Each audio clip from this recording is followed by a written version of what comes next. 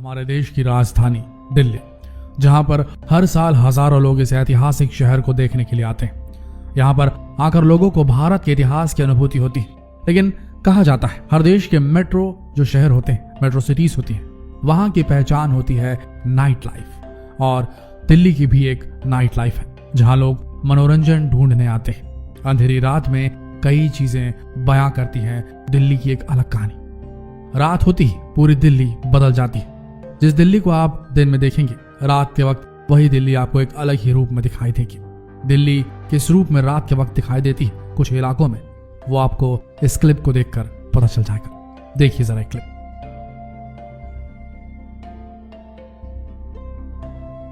ये क्लिप दिल्ली के Lajpat Nagar metro station का है और देखिए यहां पर 2 से 3 हजार में क्या बिक रहा है।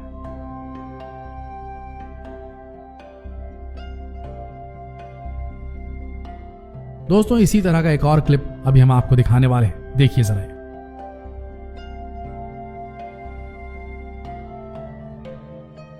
ये क्लिप दिल्ली के जीबी रोड का है और आप समझ ही गए होंगे कि ये महिला सड़क के किनारे क्यों खड़ी हुई है।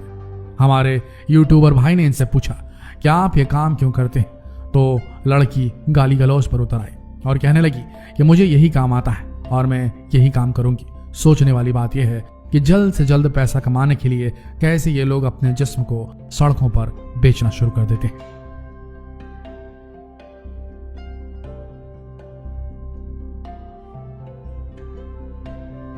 आखिर इन लोगों की क्या मजबूरी है। हर बड़े शहर में इस तरह का कोई ना कोई ऐसा इलाका होता है और इन इलाकों में इस तरह का घिनौना काम होता ही है। और दिल्ली का जीबी रोड इसी काम के लिए बहुत ज्यादा फेमस है। सोचने वाली बात यह है कि क्या इंसानियत इतनी सस्ती हो गई है। आगे बढ़ने से पहले अगर आप चैनल पर नए हैं तो प्लीज सब्सक्राइब करके घंटा हिलाना मत भूलना। ऐसा करने से आप पर कृपा आनी शुरू हो जाएगी। ट्राई करें, इट वर्क्स। ये चलन चलता रहा दोस्तों, और इसी वजह से आज देश में कई ऐसी जगह हैं जहां ये दासी प्रथा अभी भी जीवित है और ट्रांसफॉर्म हो गई है। दिल्ली का जीबी रोड भी उसी दासी प्रथा का एक केंद्र है जो काफी प्राचीन युग से चलकर आज तक पहुंच चुका है और अब ट्रांसफॉर्म हो चुका है। अब लोगों ने इसे धंधा बना लिया है। अब राजा ही नहीं, रंक भी जब चाहे कुछ पैसे फेंक कर अपनी काम वासना शांत कर सकता है। ये बीमारियों का वो गढ़ है जहां एक बार कोई घुसा तो उसे वापस निकालना मुश्किल हो जाता है दोस्तों, क्योंकि ये मनोविकृति तो बढ़ाती हैं। एक से अधिक महिलाओं के साथ में संबंध रखना मनोविकृति का मेन कारण हो सकता है। साथ ही साथ इनसे STD यानी कि सेक्सुअली ट्रांसमिटेड डिसीजेस होने का भी खतरा रहता है।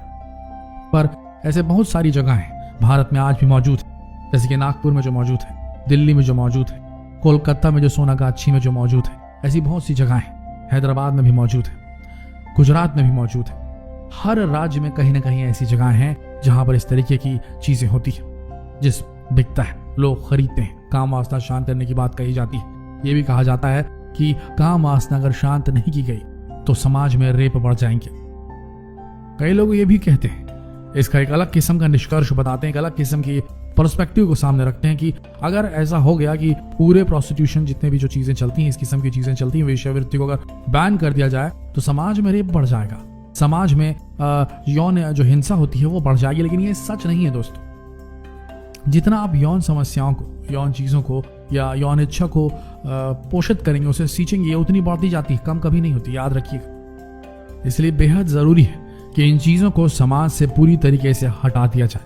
लेकिन दिल्ली में यह होता है और दिल्ली का एक खराब घिनौना सा चेहरा रातों की साए में दिखाई देता है। सिर्फ एक जगह नहीं, आजकल ऐसे बड़े बड़े रैकेट्स चलाए जा रहे हैं, खासकर मेट्रो सिटीज में, और दिल्ली उसका हब बन चुकी है जहां पर इस किस्म के एस्कॉर्ट्स को प्रोवाइड किया जाता है। 5 स्टार होटल्स में इस किस्म के एस्कॉर्ट्स को सप्लाई किया जाता है। बड़ी रकम लेकर के बड़े घर की लड़कियों को ऐसे कामों में लगा दिया जाता है जो अपने पॉकेट मनी के लिए इस धंधे में कूद पड़ती है। कहां तक सही है ये? पूरी तरीके से स्त्री के चरित्र का हनन है और इसे करने वाला कोई और नहीं, पैसे के लोभी लोग हैं जिन्होंने इसे एक इंडस्ट्री बना लिया है।